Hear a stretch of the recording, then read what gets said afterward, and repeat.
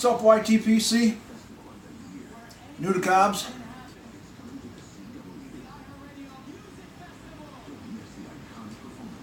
Merry Christmas to everybody. Hope Santa Claus was good to you. He sure was to me, my family.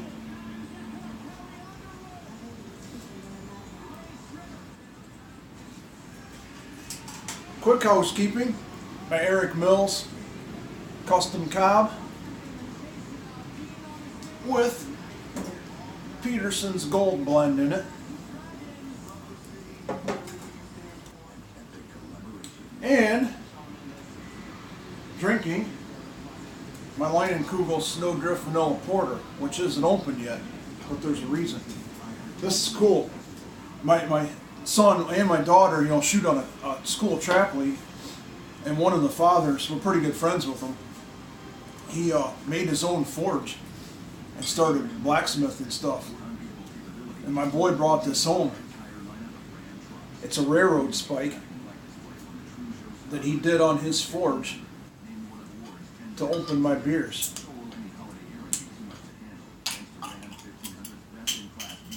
How cool is that? Anyways, just a quick video so everybody knows I'm still alive. I had my beer just dumped all over my boy's welder. That's not good. He's not going to like that.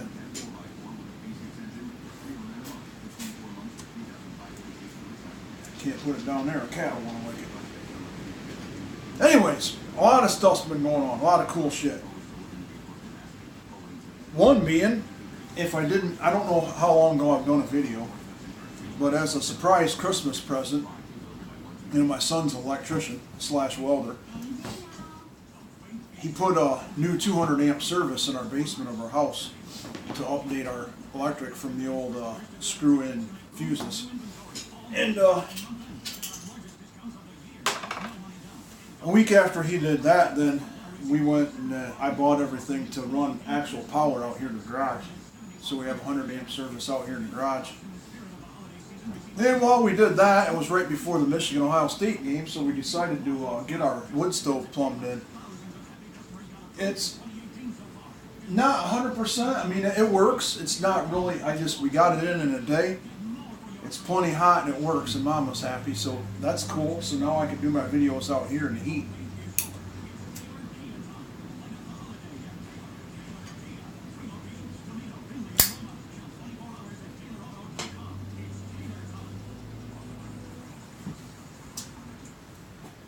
What else? Gosh. Wood burner, have power. Oh, deer hunting update. I didn't, you guys see I usually do some of my videos out in the woods. Not all of them.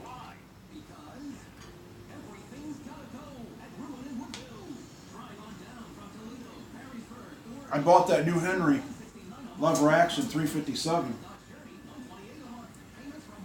And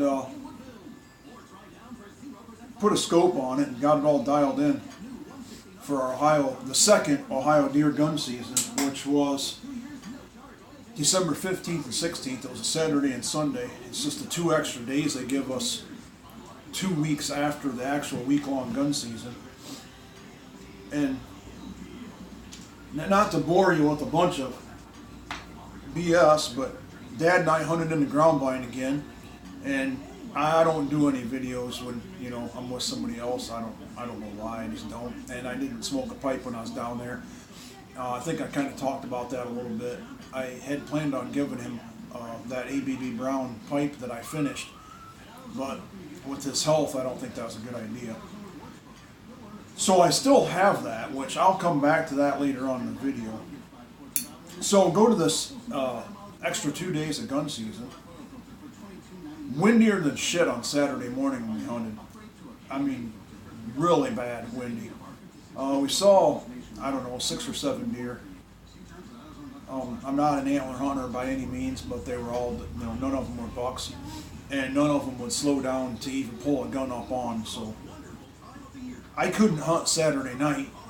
Actually, he took my niece out, and they never saw a deer. The wind had calmed down, but never saw a deer. So Sunday morning, she was supposed to hunt with him again in the ground blind, and that would have put me in a tree stand somewhere.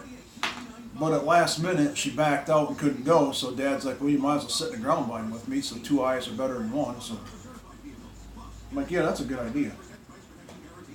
So Sunday morning, in between all of Dad's piss breaks, which he takes about every 20 minutes, in between coffee, he no more than sits down. It's actually 9:45. He no more than sat down. We hadn't seen anything but squirrels. Nice calm morning. Actually, the sun was coming up. It wasn't terribly cold. Just a picture perfect morning, but hadn't seen anything moving. He looked over across the creek and saw movement, and I caught it by then and saw that it was coming down through the water and crossing on our side. Now this is the exact same thing that happened to my daughter during youth gun when she shot her buck. This deer did the exact same thing. Came right down the creek, came up in the V, the narrowest, the lowest part of the creek to cross, and came up on our side and started running, not directly towards us, but towards us and away. And all I could see is it was a very big bodied deer, and I could clearly see antlers above his ears. And we couldn't get him to stop. I think Dad actually yelled, and the bastard stopped 60 yards from us, right behind a tree. Now, if anybody hunts, knows that it's not easy. That's why they call it hunting and not shooting. So when he stops, he looks right up at the ground blind from us. Everything behind the tree except for his front leg. Now, I've shot a deer with a 357 handgun before. Actually, my first buck right in the shoulders. And so I know what it'll do. So holding as tight to that tree as I could on that deer's front leg and shoulder, I squeezed the trigger, which echoed through the creek bottom, and he looks across the creek because it echoed to see where the shot came from. Didn't have a clue where it came from. Didn't know at the time, but didn't act hit. But he definitely heard me rack another round in the chamber, so he spun and started to run back the other way. Again, I blunted or grunted, bleated with my mouth, and I got him to stop. He ran about another 20 yards. Got him to stop with the window of about that far between two trees. And I knew he wasn't going to stay there long, and I had the gun on shooting sticks. I got behind that shoulder and touched it off just as he moved.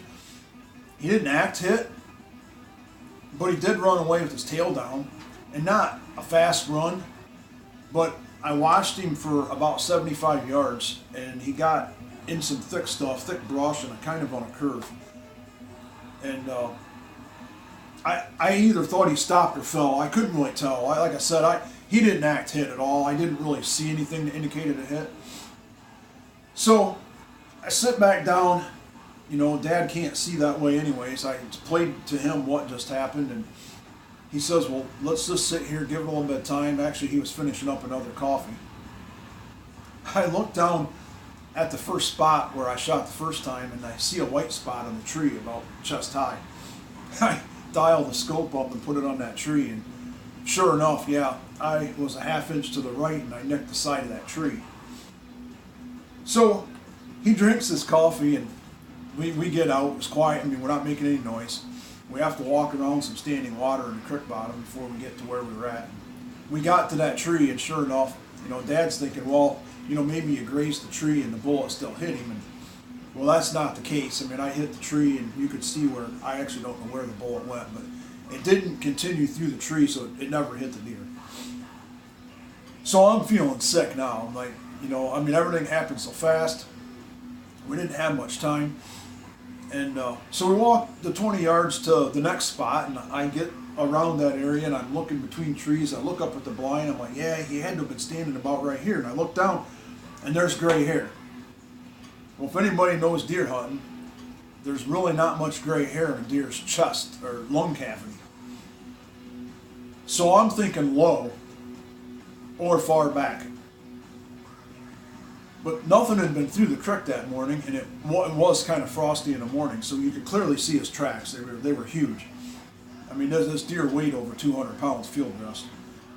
And We follow the tracks and we get the 60, 70 yards where I thought I last saw him. And we go around that brush pile and I look about 20, 30 yards ahead of me and I can see antlers. I'm like, yeah. You know, I turn around to Dad, I point, and he looks, we high five, fist pump. Like, awesome. We turn around and he tries to stand up, which is not good, except he couldn't get up on his back legs. So I'll make a long story short. I closed the gap in him and he wouldn't stand up long enough to get a chest shot. So I shot him behind the shoulder, not once but twice, because that's a bad shot to begin with, but I don't like to watch an animal suffer, and I wasn't going to run up and slit his throat because he had full control of his head and his front hoofs. So the deer expired, and like I said, I mean, I'm not an antler hunter by any means, but the 357 Henry lever gun put some meat in the freezer, and I'm not sure what I'm going to do with these yet, but he's a nice 8-point. He's all beat up. He would have been a 10 next year, but yeah, he didn't make it. But he was a big mature deer. Field dressed. My dad's hanging scale only goes to 200 pounds, and it maxed that out field dressed. So if you can imagine that, that's a big freaking deer. That's a good Ohio deer. I just hope it's not tough and gamey, but having some jalapeno snack sticks made out of it, and I'm going to have them slice my roast so I can make jerky with it. And the rest we're going to hamburg, which we always add 10% beef suet to it, so the hamburg should be alright. So that's how my deer hunting went. So I'm glad for that. You know, my daughter put one in the freezer and I put one in the freezer, so we're really good on meat. So my boy's just kind of focusing on everything else. He's not real too concerned about shooting a deer himself this year, so we could eat 3 if he gets another one. That's the gist of that. So that was pretty cool. Gosh, I don't know.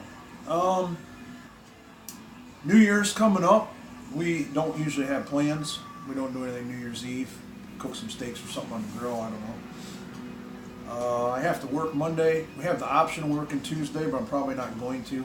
I have some steam engine buddies down the road that have an annual first party, and weather permitting, they'll fire up a few smaller steam engines and play around out there with that stuff.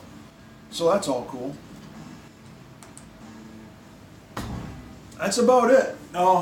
2018 sucked ass. That's about all I can say. Have some shit going on in my life, my marriage, but we're working through it. Nothing my wife did, and I'm not going to discuss it on here, but I made some mistakes, so I have to fix that. So 2019 is going to be a new year. We're starting over.